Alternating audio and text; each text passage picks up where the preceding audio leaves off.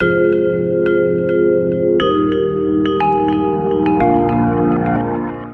everyone.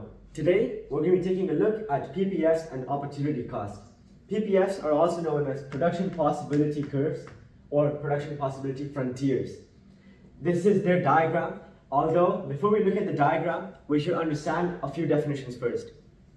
The first one being opportunity cost. So the definition for opportunity cost is the benefits foregone of the second best outcome by choosing the first best outcome. To put this into example, let's say you have an apple and an orange, right? So apple and orange. You're only allowed to choose one of these two to eat.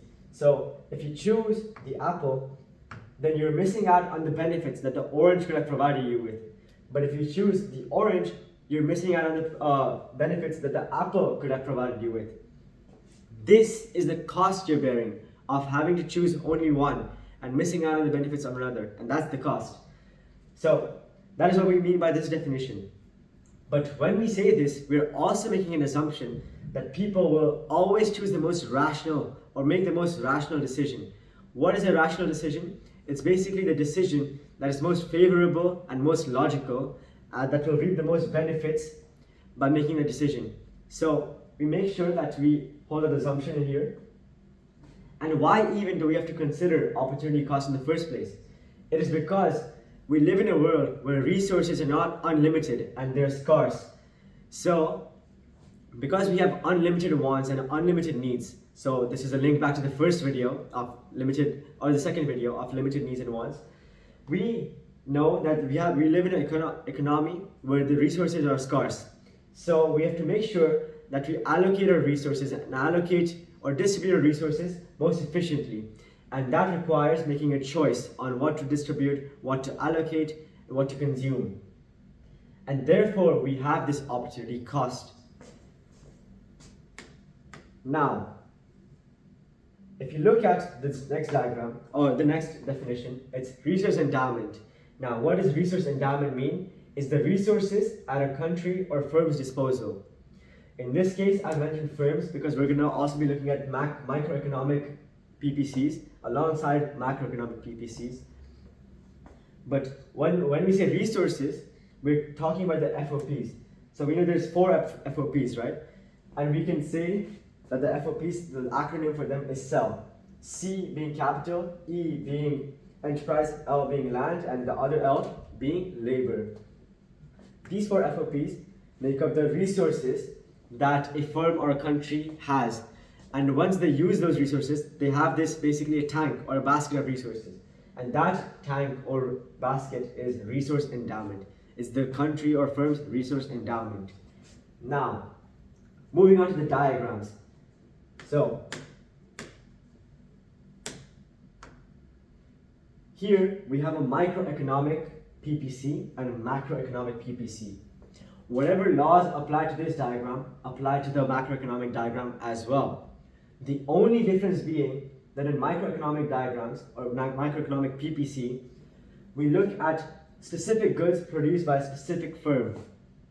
Whereas in macroeconomics, we look at a general good or service in an economy as a whole compared to another good or service, which is A and B, in the economy as a whole again. So when you look at the economy as a whole, we are considering macroeconomics, and we look at specific individual cases. That's micro, right? Here we're focusing on the production of a specific firm. Here we're looking at the production of the economy as a whole. Another important thing to notice is that the line on this diagram is not a linear line. It's a non-linear PPC. It's a concave, right? Now, why that is will be covered later. But first of all, let's start off by looking at 3 points A, B, and C on the diagram. Now, at A, this is the production of pens, by the way, and this is the production of pencils, right? This is how much you produce. So this diagram shows you the production between 2 different goods or services. So here we have pens and here we have pencils. At point A, you're producing 40 pens and you're producing 20 pencils, right? At point B, you're producing 30 pens and 30 pencils. And at point C, you're producing only 5 pens and 40 pencils. Now, if you're noticing this carefully, we have a jump of 10 here, and we have a jump of 25 here. Now, why does this increment increase here, even though we have made the same increment here of 10?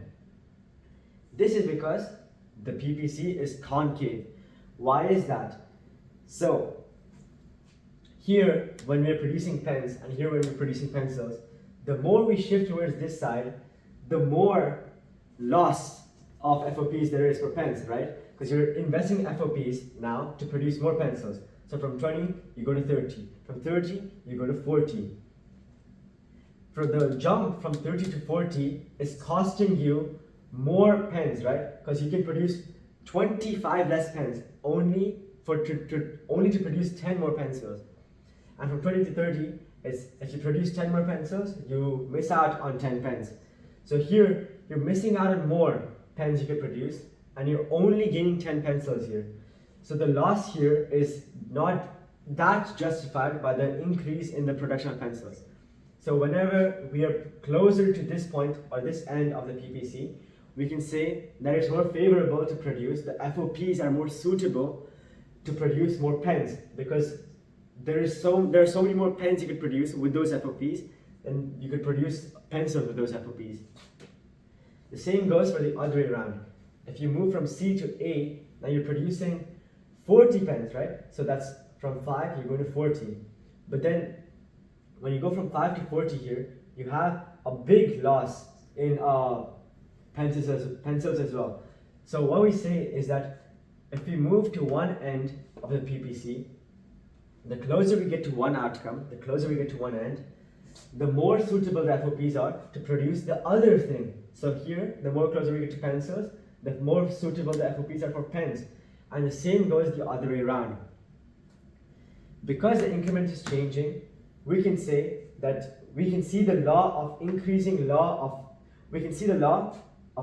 opportunity cost. Because the opportunity cost keeps on increasing as the production for one of the goods increases. So this is the opportunity cost. The difference in this is the opportunity cost, right? Because it shows you how much you're missing out on, the benefits you're losing by choosing to improve or increase FOPs in one direction or for one good. All of these points and all of the laws here apply equally for the macroeconomic diagram as well. The only thing, as I said, is that you're considering the general good or service A and general good or service B for the economy as a whole, not a firm specifically. So there are same applications for both diagrams. We've covered the most important concepts there now, and we can move on to linear PPC.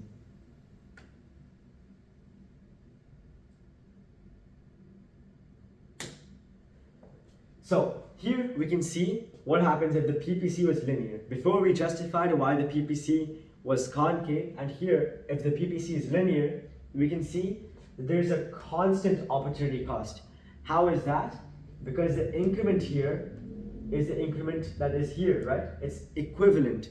They are not, it's not changing or it's not increasing over time or over the expansion or the increasing of FOPs for the other good. So if this was good A here, and if it was good B here, using your FOPs to produce 10 more of B is equivalent, so then it's like, you're producing 10 less of A, and 10 more after 70 is 80, and here 70 to 60. So the increment here, or the decrement here, is the same as increment here. And that means that there's a constant opportunity cost. Therefore, making the PPC linear. Now, let's move on to efficiency on PPCs. You have three types of efficiencies. You can have productive, allocative, and Pareto. Let's get the first one first. So, you have productive efficiency. That is the maximum use of FOPs. When you are productive, you're using the most out of all the resources you have. You're maximizing your resource endowment, you're using up all of it. You're utilizing all your FOPs at the maximum possible quantity it is given at. So, if we analyze this diagram in terms of productive efficiency, we can see there are 3 points on the line and 1 point inside the line or inside the curve and 1 point outside the curve. The points on the line, so A, B, C, they show maximum productive efficiency, or they show productive efficiency in general, because the curve represents the FOPs, the maximum utilization of the FOPs of a firm. So any point that lies on that curve means that the company, no matter how it's producing goods, it is using up all of the possible FOPs it has. So remember again, FOPs is sell. So they're using all of the capital, all of the enterprise, all of the land, all of the labor they have available to produce points A, B, or C. So they're maximizing the FOPs. If you look at point D, it shows productive inefficiency. They're not utilizing all of the FOPs available for them. They're in fact, therefore they're missing out on the benefits that those FOPs can reap. But D shows that they're not on the line. So that means that they're not using up all of their FOPs. What point E shows, however, is the unattainable point. So it shows what is unattainable with the current level of FOPs. So this curve would only go up if there was an increase in FOPs, right? Because there are more factors of production to utilize. A and B would be there, and if it was to shift the curve equally across both goods, so then good A and good B, then there is more possibility of increasing production overall for all the goods, right? And if you keep on increasing FOPs like that, eventually E is now inside your curve. That means it is attainable, and there will be another unattainable point, which would require you to improve your FOPs again. So that's for productive efficiencies. Now, going back a little bit, we know now that what productive efficiency shows on a PPC. Let's talk about allocative efficiency. Now, allocative efficiency is focused on consumer demands. It is meeting all the consumer demands in a market, or just in general. Here, however, it is not possible for us to see the allocative efficiency because we do not simply know what the consumer wants. If you said that B, let's say, was maximum allocative efficiency, we don't know if all the consumers want good A or the consumers only want good B, because then the allocative efficiency would be here and not here. Or if they all just wanted good B, then the allocative efficiency would be here, not here, right? Because they would want to make sure that all of their FOPs are put towards meeting the demand of the customers. But this curve does not show that. So therefore, we can't really derive allocative efficiency from this PPC. Now, we have Pareto. That's the last one. So Pareto's efficiency is simply improving for one is worsening for another. When you improve the conditions or improve the situation for one, you're worsening the situation for another. So here, if we move from B to C, we're increasing the production or increasing the units produced for B, right? But in return, we're reducing the units produced for A. So this is essentially Pareto's efficiency here, we can see.